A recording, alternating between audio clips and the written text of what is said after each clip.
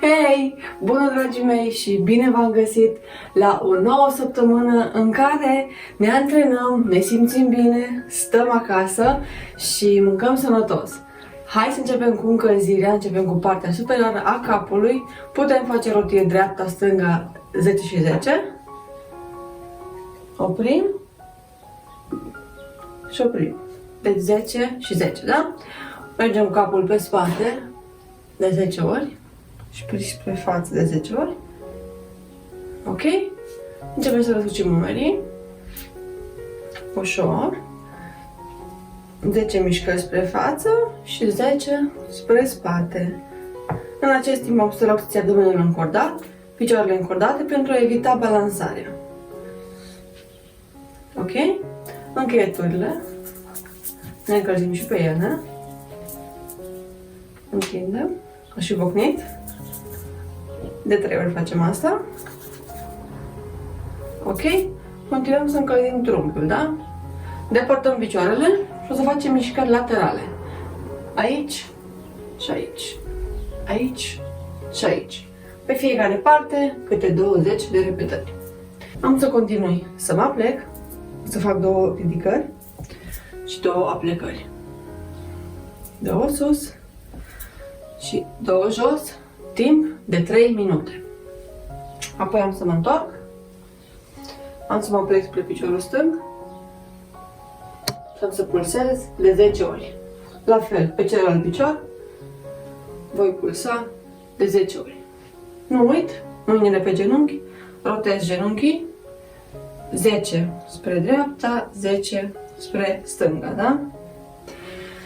Ok, după ce au trecut 10 minute de această încălzire, poți trece la partea propriu-zisă de antrenament. Primul exercițiu va fi acesta.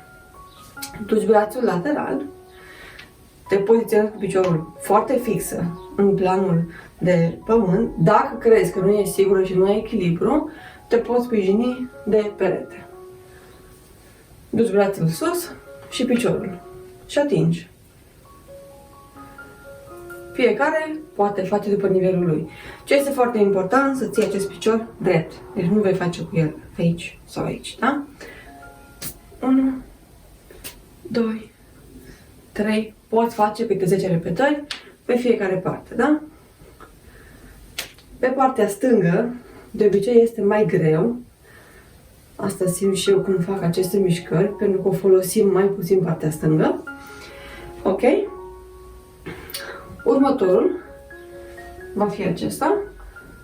Brațele în față, depărtezi picioarele, cobori și ai sărit. Atenție! Când sari, aterizezi pe vârful, da? Pui în spate și ai sărit. O să faci acasă de 15 ori această mișcare, iar la pauză îți recomand să faci aplecările laterale pentru abdomen, da? Cobori ușor palmă pe traiectoria piciorului, expirând, da? Această pauză vei face 10 repetări aici și 10 aici. Următorul exercițiu va fi fandarea. Atenție, coborâm pe linia trunchiului în jos, da? Aici și am întins aici. Aici și aici. Când plec, inspir, îmi cobor, expir. Ok? Pe fiecare picior va trebui să faci 15 repetări a câte 4 ture sau la final poți toate aceste exerciții să le faci timp de 20 de minute. Cum îți se ție mai comod și mai ușor. Următorul va fi fandare laterală, depărtezi picioarele, duci brațele la piept sau în față, am să-ți arăt în ambele moduri, duci fundul în spate și cobori. Aici sau cu brațele aici și aici. Piciorul trebuie să fie perfect întins.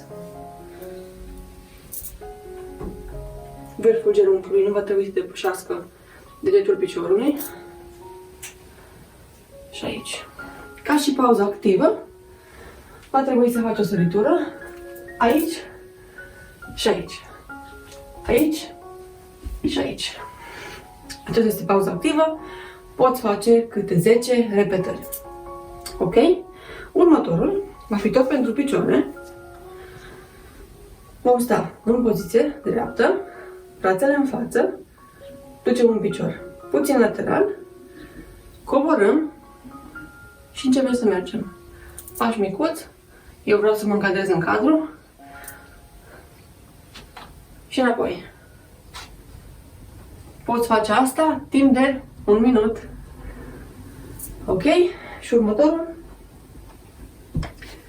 genuflexiuni când te așezi pe pat. Aici și aici.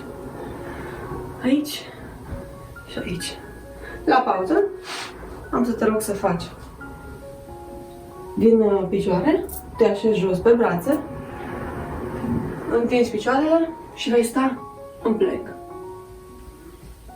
Următorul exercițiu va trebui să stai pe vârfuri, brațele în șold, vârfurile orientate înspre înainte și va trebui să te ridici aici și aici. Aici și aici. Am să mă întorc și cu spatele. Va trebui să faci câte 10 repetări, la câte 4 ture. Ok?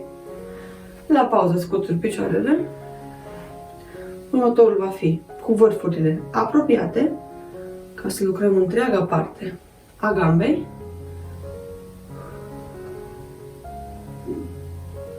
Am să mă întorc și cu spatele, să vedeți exact cum lucrează acest mușchi. La fel, câte 10 repetări, la câte 4 ture. Și ultimul, apropii călcâiele, fiecare cât poate după mobilitatea lui, și te ridici ușor pe vârfuri. Și cobori. Ridici, cobori. Mă întorc și cu spatele. Mențin și cobor. Mențin și cobor. Nu uităm de partea de stretching, care va fi specială pentru picioare. Am să te rog să te apleci, să pulsezi și în final să atingi pământul. Dacă nu reușești, pe brațele după gambe.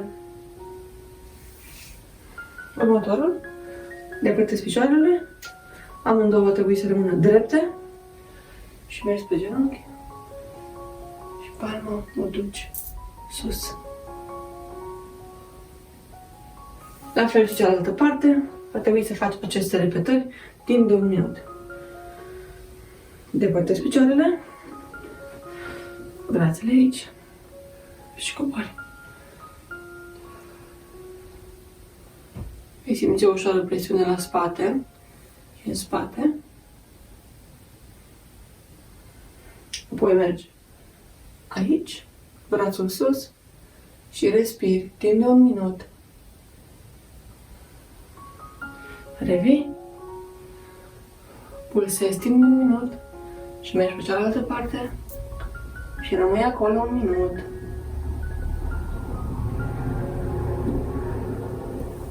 Dacă acest antrenament ți-a fost util și ți-a plăcut, nu uita să dai un like, să dai un share și într-un comentariu să ne spui cum te simți după ce faci aceste exerciții.